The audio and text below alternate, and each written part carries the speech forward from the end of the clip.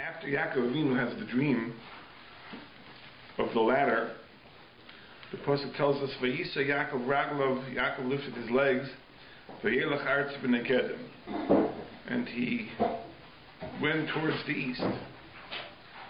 And he saw a well, and there were 3 flocks of sheep that were crouched around the well, because this was the well from which they were to be watered, but there was a heavy stone on the well. So normally what was done was that when all the flocks gathered together, they would remove the stone and they would water the sheep and put the stone back. But at this point, only 3 of the flocks had come. So Yaakov asked them where they're from. They say they're from Haran. Do you know Lavan? Yes, we know. And Rachel, his daughter, is coming with the sheep. And then Yaakov rebukes them, and he says, it's still a long time until the end of the day. So why don't you water the sheep? So they say, we can't until all the flocks gather. Pasuk goes on to explain that when Yaakov saw Rachel, he single-handedly removed the stone, and he watered Rachel's sheep. And the rest of the story, of course, we're familiar with. What is the significance of this story? Yaakov coming, and there are 3 flocks at the well, and so on and so forth.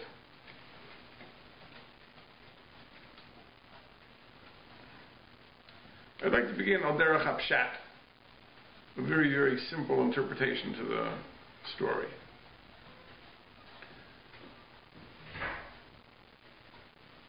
There's a Rambam in the end of Hilchas Schirus, which says a tremendous chiddush. The Rambam is talking about workers, hired workers. And the Rambam writes the following. He writes, Kederech shemuzar balabayis shlo yigzoil scharoni lo yakvenu. The same way that the employer is commanded not to steal the poor workman's wages, not to hold them back. Kach ha'oni musar shlo yigzol melechas balabayis. The poor worker is also commanded not to steal the work that he owes the boss. V'yivatol mat bekan. He wastes a little time here, wastes a little time there, and ends up the whole day goes to waste. A person is mechuyev to give the boss full time. If you're hired for 8 hours, you have to give him a full 8 hours. What's the proof? It's an amazing thing. The Gemara Bracha says that since the 4th bracha of Atay V'Ameitiv and Birchas HaMazon is only Midrabanan, so when the worker takes his lunch break, he doesn't say that bracha because of Bittul Malach, because he's wasting the boss's time. So first of all, how long does it take? And it's a mitzvah. It's understood that he's going to eat a meal and bench. But since only Midrabanan, the Rabbanan said, no, you have to go back to work. So you see how concerned the Chachamim were for wasting the boss's time. V'chein, and likewise, another chiddush. Not only do you have to give full time, chayev lavod b'chol koichai. You have to work with all your energy, all your strength. Because you can, in theory, work the entire time, but you don't give it your full strength. That you also have to do. Shri Yaakov atzadik Omar, ki b'chol koichi avarati es avichem. In the end of the parsha, when Yaakov is explaining to Rachel and Leah how Lavan mistreated him, he said, "V'ateina yadat," and you know, ki b'chol koichi avarati es avichem, that I worked for your father with all my strength. And if Yaakov, who's the exemplar of Emes, said b'chol koichi, we know that he meant it with all his strength. And the Rambam says a chiddush, lefikach notal schar zois af ba'olam hazeh. And that's why he was rewarded, even in this world. Shenemar, as it says, vayifroi tzoish ma'oid ma'oid. He became fabulously wealthy in olam hazeh, in this world. So why was that? That was in the schus of his working b'chol koichai for Lavan. We don't know what the mocker of the Rambam was, because Yaakov Avinu undoubtedly had many schuyas. But the Rambam contends this was the schus. It was for this that Yaakov Avinu became successful and wealthy, because he worked for Lavan. He gave Lavan not only full time, but he gave him his full strength. That's the chiddush of the Rambam. Now we know that this type of thing is a very, very big nisayon. As all of us who ever worked for anybody know, there's a big nisayon to take personal phone calls, take care of personal business, to slacken off a little bit. So it's a big nisayon. But undoubtedly for Yaakov Avinu it was an even bigger nisayon. Because after all, who was he working for? He was working for Lavan, who cheated him at every juncture. So you'd think that he would figure, I don't have to treat Lavan any better than he treats me. If he's going to cheat me, I can also cut corners. And Yaakov Avinu didn't do that. And one of the places where we really see this is in the second 7 years. But the first 7 years, he was working for Rachel, he understood. And then Lavan switches Rachel and Leah. And Lavan very magnanimously says, listen, wait a week, and then you can marry Rachel too. But of course, you have to work another 7 years for her. So it says, Vayavod imo od sheva shana macheros. He worked another 7 years. So Rashi says, what's the oid? He kishon levishaynus. That the second 7 are compared to the first 7. Ma rishaynus be'emuna, just the first 7 were be'emuna, they were with trustworthiness. Afa achrayinus be'emuna. The second 7 were also be'emuna. V'af pishabaramos ba'alav, even though Lavan cheated him. So you think, okay, the first 7 years, he assumed Lavan was an honest man. But now that Lavan revealed his true colors, so perhaps Yaakov would feel free to cut corners. No, that the second 7 years were exactly like the first 7 years. They were be'emuna, they were totally trustworthy. And we know how Yaakov describes his responsibility to Rachel and Leah, and later how he describes it to Lavan, how he took responsibility for every single sheep, even things that normally a shepherd would not be responsible for. Because Yaakov Avinu didn't cut any corners in his dealings with Lavan. And it was undoubtedly a big nisayon. But it was a big nisayon for another reason. Because Yaakov Avinu had just completed his dealings with Esav. And in dealing with Esav, based on the Ruach HaKodesh and Nevuah of Rivka, he was commanded to act in a treacherous manner, a manner of deception, to, so to speak, steal the brachas from Esav. And it was very successful. Because what he was meant to get, he got without great difficulty, using ramos. And we know that there's always a temptation. When something works, so keep at it. Now, if it works, don't give it up. The Sfarim HaKadoshim tell us that Yaakov Avinu's midah, his midah was emes. Rashi says in the beginning of last week's parsha that Yaakov ish tam. What does it mean when we say that a person is an ish tam? So Rashi says,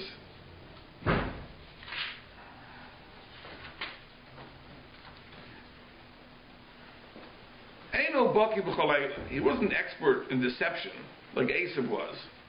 L'kaliba came piv. What he thought in his heart, that's what he said with his mouth.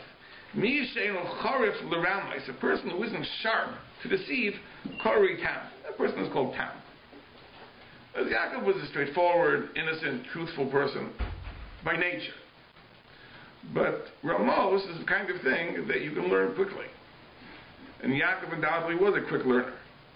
So he's called upon to practice Ramos. The Zohar HaKadosh says that when he went in to Yitzchak, he davened the pasuk in Tehillim, Hatzila nafshi misfas sheker miloshin remiyah. At the same time that he knew he was practicing deception, he davened to the Ribono Shel Olam that he'd be spared, he'd be saved from a false speech and the deceptive tongue. In other words, he didn't want Ramos to stick. But it was a big nisayon, because he had practiced Ramos, so perhaps in his future dealings he would also deal with Lavan, his next adversary, with Ramos. So how was he aimed in this Nisayon? How did it come about that he had the fortitude to resist that temptation?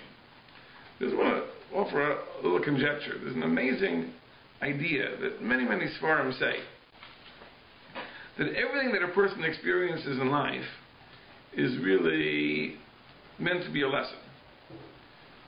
If you see something, it's not by chance that you saw it. There's a reason you saw it. So, for example, the Gemara says that Lama Nismucha Parshas Nozer LeParsha Saita. Why is there a juxtaposition of the Parsha of Nozer to the Parsha of Saita? To teach you that Kolaraya Saita V'Kamkula Yazer Afman. If you see a Saita in a degradation, and we know that how did it come to pass? She became a Saita. Perhaps she drank wine. So you should become a Nozer. That's what the Gemara says. So the question is, how do you know that? Just because you happen to be on the base of Mikdash on that day that there was a Saita there, it was a coincidence. You were there to bring a carbon, there happened to be a Saita the same day, so you saw the Saita. Right? That means you're supposed to take action, you should become a Nazir. How do you know? It just happened to be that on the day you were there also was a Saita there. So it's brought from the Baal Shem, other Gedolei Chasidus, there's no such thing as it just happened, a coincidence. Because if you saw it, you were meant to see it. So you think it was a coincidence. You think you just happened to be in the base of English on the day there was a Saita there.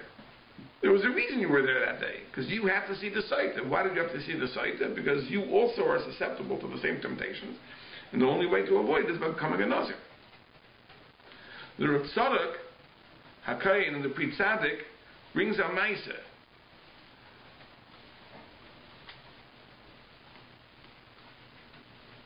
With the Rebbe Reb Zisha, that he was once walking in the street, and there was a farmer, a Gentile farmer, who had a wagon load of hay. Now, apparently, in whatever language they spoke, in Reb Zisha's country, the word for hay was also hay. Just assume that. And apparently the hay fell off the wagon. And this Gentile farmer asked Rabbi Zisha, can you help me pick the hay up?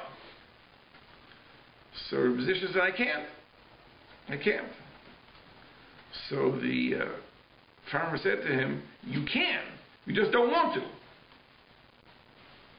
And that was the whole story. And the whole day Rabbi Zisha was thinking, that why did I have this experience? That he asked me to lift the hay, and I said, I can't, and he said, you can, but you don't want to. Then he was Nesayra, that it's a remez, it was a hint, something much deeper. Because we know that in the name of Yud Kei Vav Kei, when there is a separation between the first three letters and the final Hey, that is a symbol that Malchus, the Ribono Shel Olam's Midah of Malchus, which is represented by the final Hey, has become separated from the higher Spheros, which is a mystical corruption of the channels of Shefa and bounty to this world. And the avodah of the tzaddik is to lift the hay, to raise the hay, to reunite it with the Yud Kei Vav. Whatever this means, not important for the rest of the story. And that's what the tzaddik is meant to do, through his mitzvahs, through his Torah, through his tefillah, is to raise the hay. So apparently the Rebbe position was derelict. He didn't perform the avodah that was necessary to raise the hay, to reunite it with the other three letters of the Shem. So the farmer was sent to remind him of this, to help, can you help me lift the hay? So he said, no, I can't. So the farmer says, no, you can, you just don't want to. So the Rebbe position got the message that it wasn't about hay in a farmer's wagon, it was about the letter hay, the sphere of Malchus raising to the higher spiritual levels. But this story illustrates this idea that the tzaddikim understand that when you have an experience, it's meant to remind you of something. And it might be more than that. The reason that we need to see other people's shame is because of a reality that Chazal tell us. Chazal tell us, Kol ha-negoyim odem roya chutz minigei atzmo. So we can see everyone else's faults except our own. We can't see our own faults. So therefore, the only way sometimes that HaKadosh Baruch Hu could arouse us to be sensitive to something is by showing it in somebody else. When we see that person doing something, oh, it's so terrible, and then we remind ourselves, I do the same thing myself. It's really Rabbi Eliezer Breitowitz says this. Rabbi Eliezer Breitowitz says that, let's say a person gives you teichacha, gives you musar, about a certain aveira which he does himself. So we would dismiss that teichacha. We'd say he's a hypocrite. He does the same aveira himself. He's telling me not to do it. Rabbi Yonah says in the first parak of Pirkei Avos that it's totally legitimate. He says regarding himself, he has no clarity. He has the Yetzer Hara. It blinds himself. But regarding you, he has no Yetzer Hara. No person sins without there being some element of self-interest. He says when it comes to himself, he's blind. When it comes to you, he has 20/20 vision. So if he sees you do the aveira and he points it out, that teichach is legitimate. Just regarding himself, he has negias, he has self-interest, he can't see. But what he says about you is totally accurate. This is the idea that sometimes it's very difficult to point something out to a person by saying, you do this, you do this. It's denial, it's delusion. But if you see someone else, that brings home the point. If the whole schus of Yaakov Avinu, the whole hatzlacha of Yaakov Avinu is going to be that he's doing an honest day's work for Lavan, working for Lavan b'chol koichai, and because of his past experiences, there'll be a temptation not to do this. So Kadosh Baruch Hu wants to be ma'oyer him by showing him people who are slackers. So he comes to the well, and he sees there are 3 flocks of sheep, and the shepherds are lying around doing nothing. And he says, what's going on? He says, what's going on?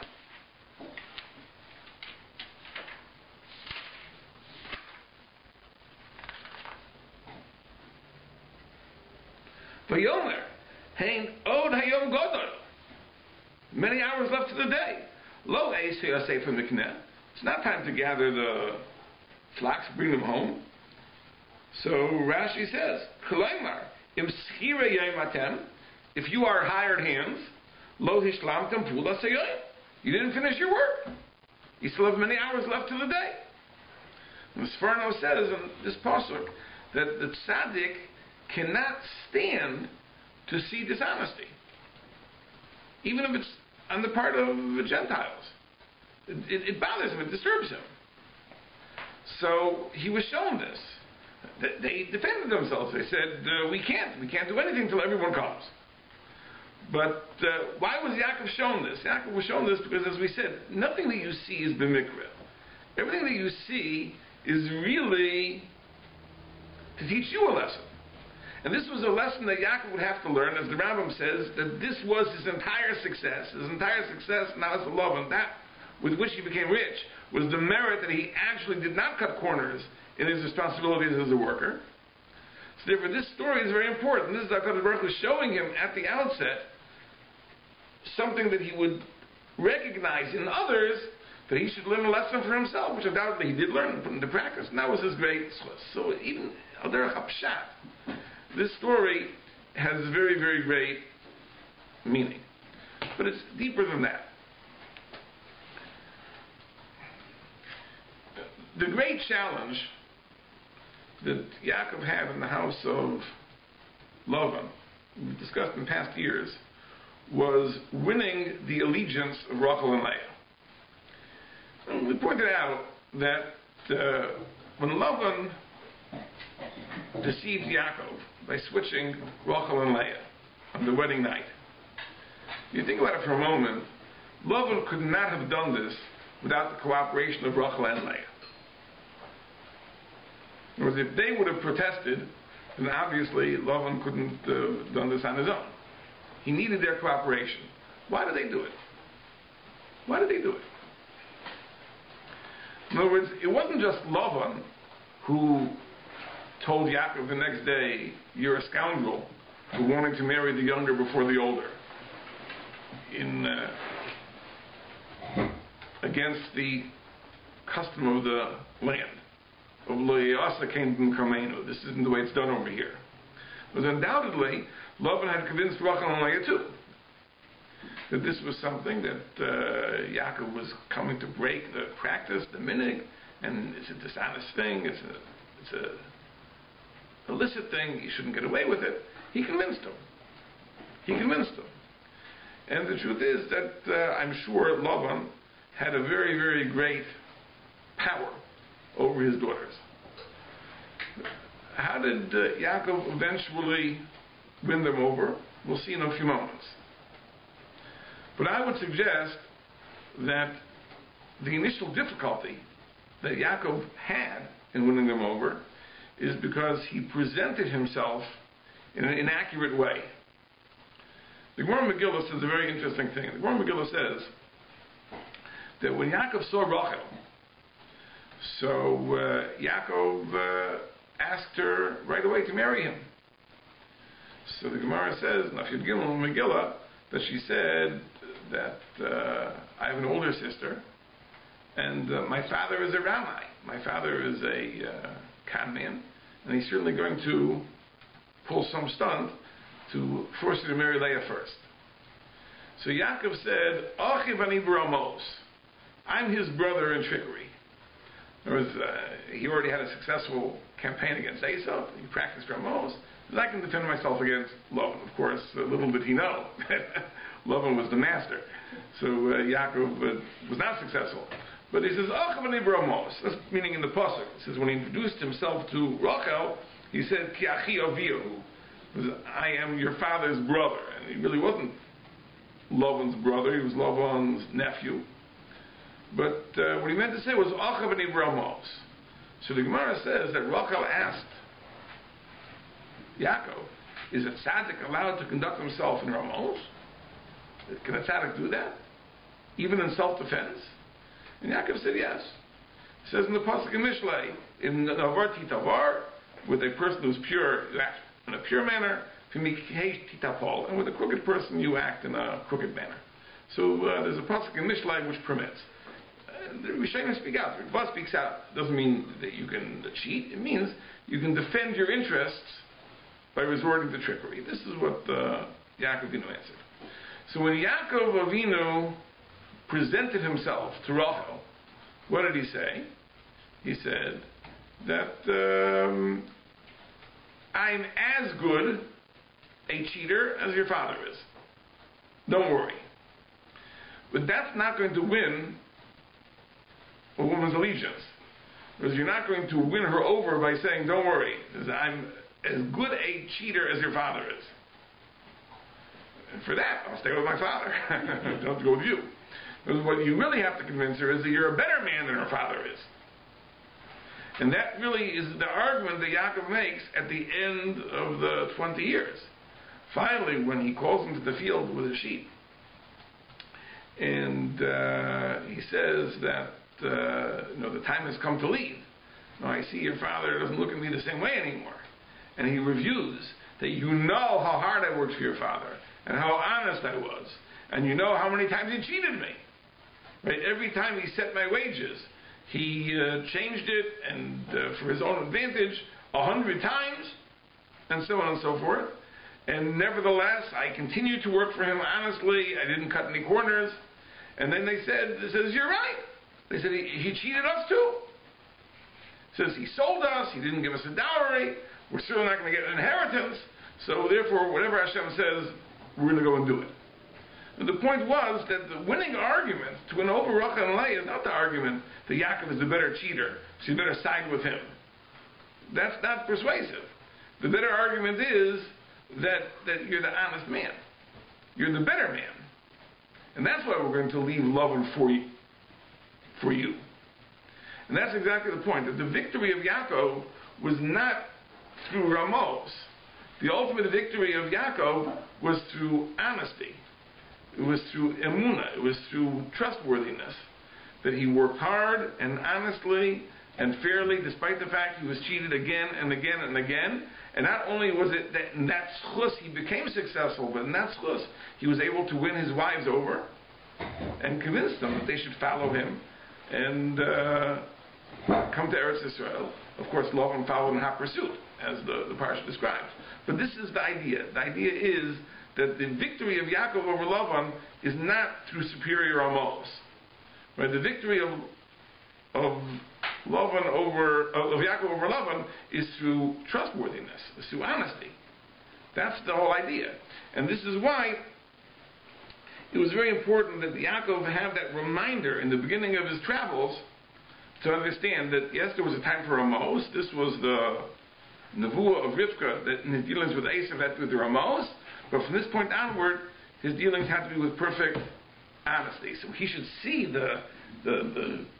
how terrible and how deceitful it was to have people not giving an honest day's work for their bosses. This was a reminder to him that this was a lesson he would have to learn, which he did learn and put into practice. That's all Derech Hapshat, the story of the bear. According to Chazal, there are many, many different symbols that are represented in this bear. The Medrash says it represents the Beis HaMikdash, it represents the Beis Din HaGodol, it represents the Beis HaKnesses, all sorts of interpretations. So what does it mean? What does it mean that it represents, for example, there's one pshat the Medrash says, the Ramban quotes, it represents the Beis HaMikdash, and the three flax represent the Oilei Regalim of Pesach, Shavuos, and Sukkot, and they draw Ruach HaKodesh from the experience of the Regal. And there's another pshat in the Medrash that refers to the Beis HaKnesses, the three flax refer to the three Aliyahs on Monday and Thursday to read the Torah, right? They draw inspiration from that, all sorts of interpretations. It refers to the Beis Din HaGodol, because there were three Batei Din in the Beis HaMikdash. There were two lower courts, and the Beis Din HaGodol and Lishkas HaGazis. From that they derive rulings in Torah. What is the idea? The idea seems to be that all the madregas, all the spiritual levels that Klal Yisrael would achieve, whether in the Beis HaMikdash, or whether in the Beis HaKnesses, or whether in the Beis Din, those Yaakov Avinu had already achieved. And that's what it means. That all the aspects of perfection, all the sources of inspiration that Klal Yisrael would ever enjoy over the many hundreds of years after this point, Yaakov Avinu had achieved at this point. Yaakov Avinu had ascended to such a madrega. And I'm going to warn people around this to Yaakov Avinu, that you're a very, very lofty person, you're a very, very great person, that you've come and you've seen this well, and the Ramban points out that Yaakov could have come when all the flocks were there, he could have come as the sheep were being watered. Notice he came just at this time, there only were three. That is symbolic, the fact that the bear was covered, that's symbolic. And he goes and explains that obviously his seeing of the well just as he saw it wasn't from Mikra, it's a remiss to all these things the Midrashim refer to, but the idea is that HaKadosh Baruch Hu wants to bring around this to Yaakov Avinu his own madrega. It's important to know that very often in life, the reason we're not aimed in this yainas is because we don't know our own greatness. We shortchange ourselves. We think that we are small people, we are insignificant people, our kaiches are meager. But if we would know what we were, if we would know our abilities, our talents, our kaiches, we would be able to rise to greater challenges. And therefore, HaKadosh Baruch Hu wanted to bring around this Yaakov Avinu his tremendous greatness in this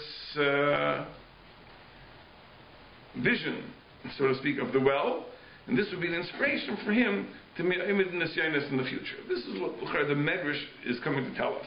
That all the things that Klal Yisrael would ultimately achieve, the inspiration of the Beis HaMikdash, and the inspiration of the Beis Din HaGodol, and the inspiration of the Beis HaKnesses, Yaakov Avinu had all of that.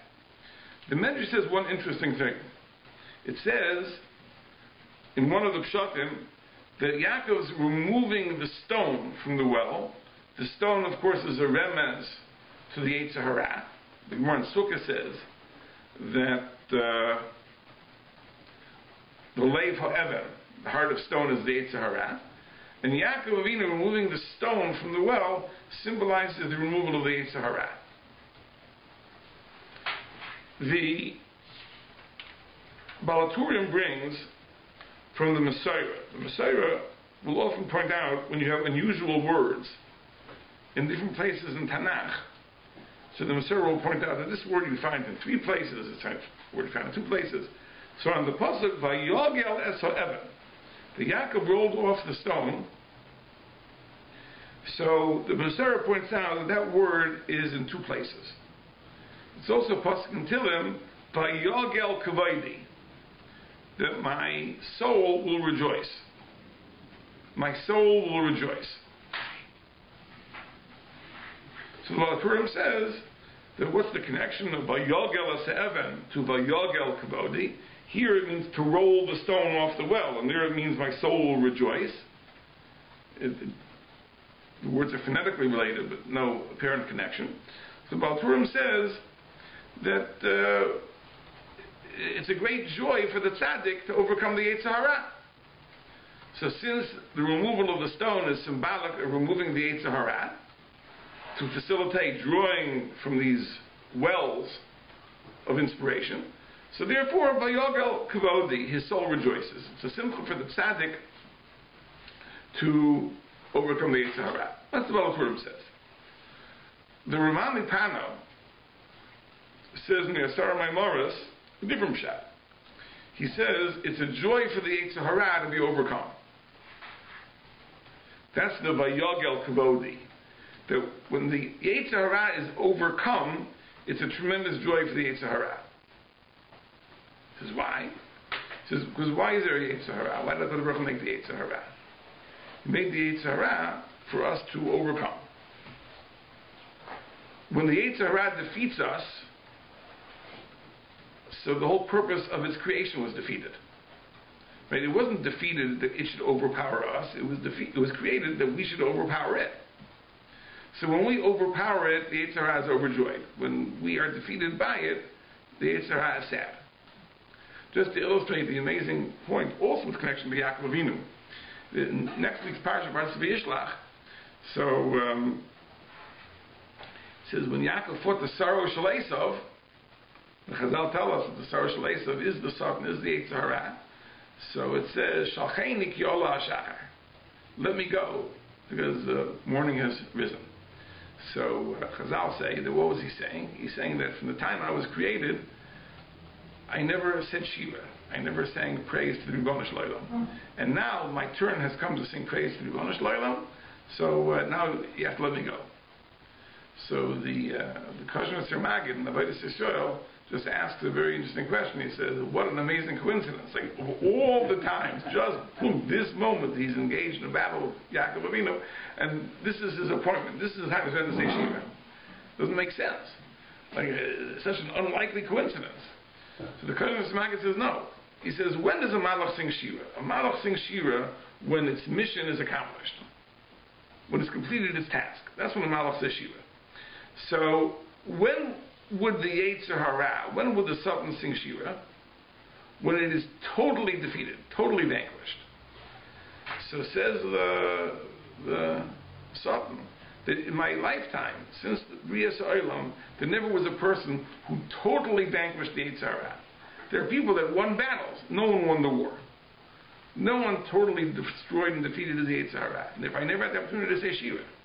So he says, now, in your battle with me, you've totally overcome the Yetzer Hara. You've not just won a battle. You've won the war. Now it's my time to say Shiva. You have to let me go to say Shiva. You can't hold on to me. But that's the idea, that when the Satan is defeated, that's its greatest joy. That's when it's the Satan's time to sing Shiva. And that's what the Ramana Tana says over here.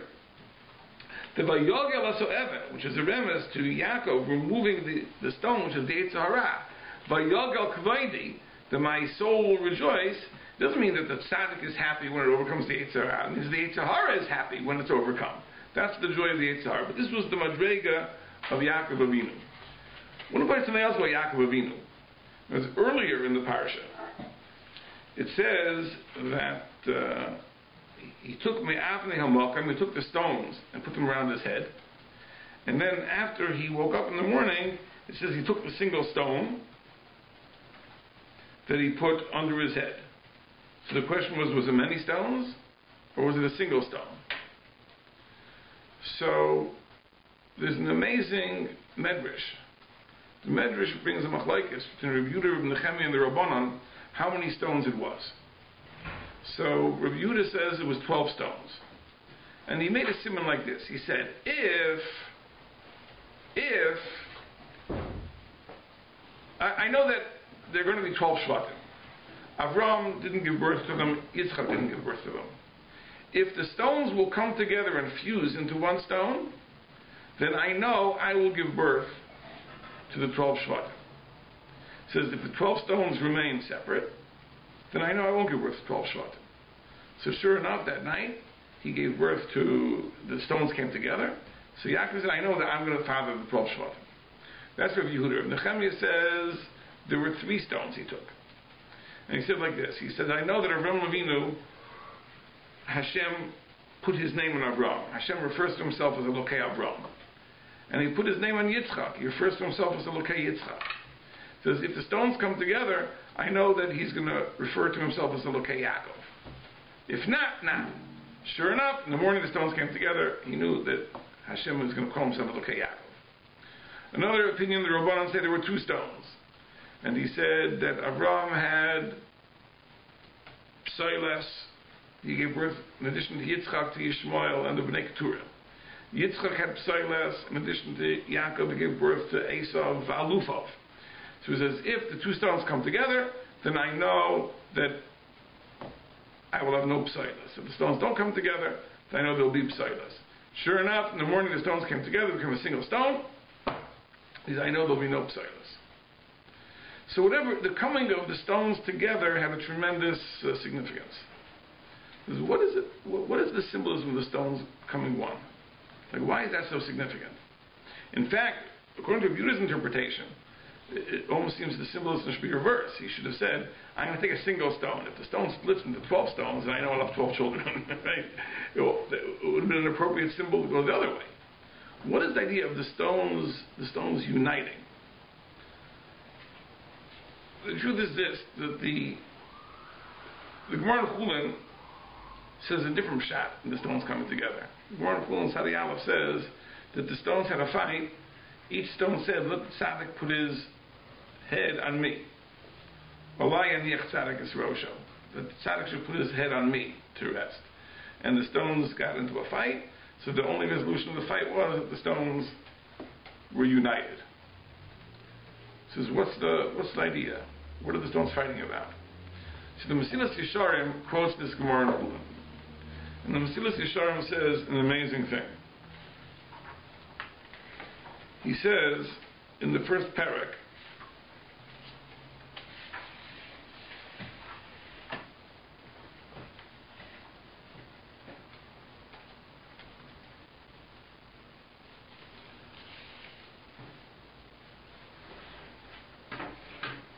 in Tamek Od Be'inyan, if you delve into this matter, he's discussing what the purpose of creation is, you'll see, Ki ha'olam nivra l'shimush adam.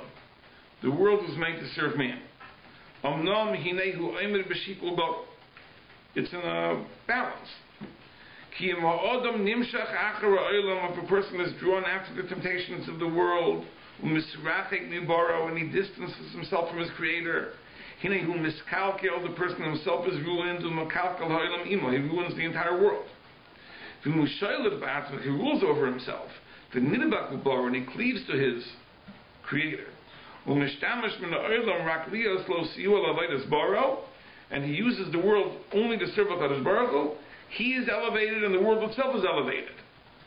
Because behold, it is a great elevation for the Brias when they have the opportunity to serve the perfect person. Hamakudash b'kedushaso yizbarach, who is sanctified with God's holiness. It's an ilu, it's an elevation for the Bria itself. And it brings 2 proofs. The Gemara in Chagiga says that the Or, the light that Hashem made on the first day of creation, the Or, is not the light we have. The light we have comes from the sun and the moon on the fourth day. But that first day's light was a special light. A person could use this light to see from one end of the universe to the other end of the universe. So HaKadosh Baruch Hu saw that it wasn't fit for the Rishoyim. So HaKadosh Baruch Hu stored it away. Gonza HaKadosh Baruch Hu l'tzadikim. Hashem stored it away for the tzadikim.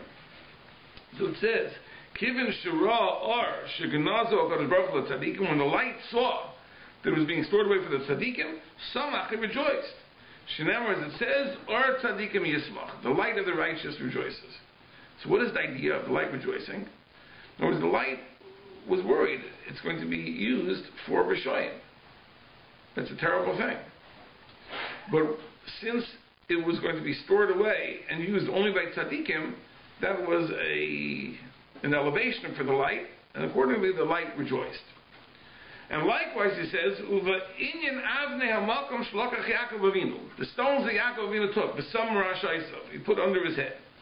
So it says, Amr Yitzchak, Melamish Neskatsu, Kulam Makam Echad, they all gathered.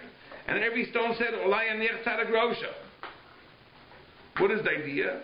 Because since Yaakov was the Adam HaShalem, he was the perfect person, he was Mukudash, B'Kedushasi Yisbarach.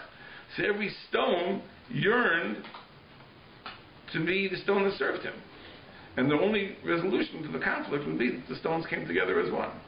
Because if Yaakov would have been any less, then all the stones would have said, big deal. Right?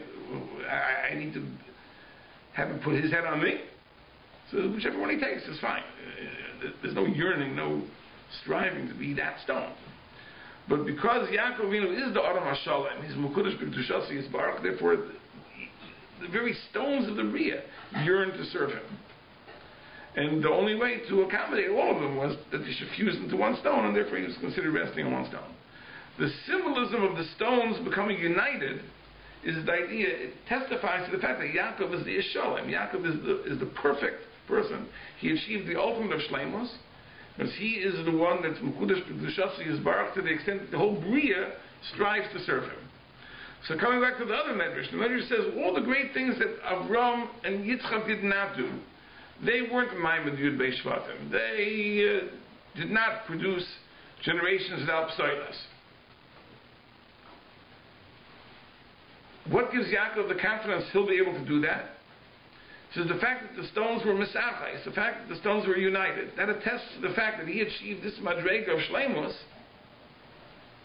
and therefore he knew that even what the others before him did not accomplish, he would be able to accomplish. And all these things, the stones coming together, and likewise the experience at the bear, as we said, these are all remazim. HaKadosh Baruch Hu gave Yaakov Avinu remazim, hints that he should understand his madrega. It's one thing to be in a lofty madrega, but it's also important a person has to know where he is. Because another humility doesn't mean that you're oblivious to your madrega. Another means you don't put on airs, you don't demand special treatment, you don't demand respect or honor or accolades for the things you've accomplished.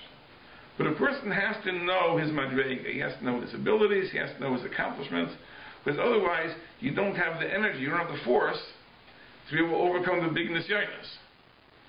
And that is the whole vision of the ladder.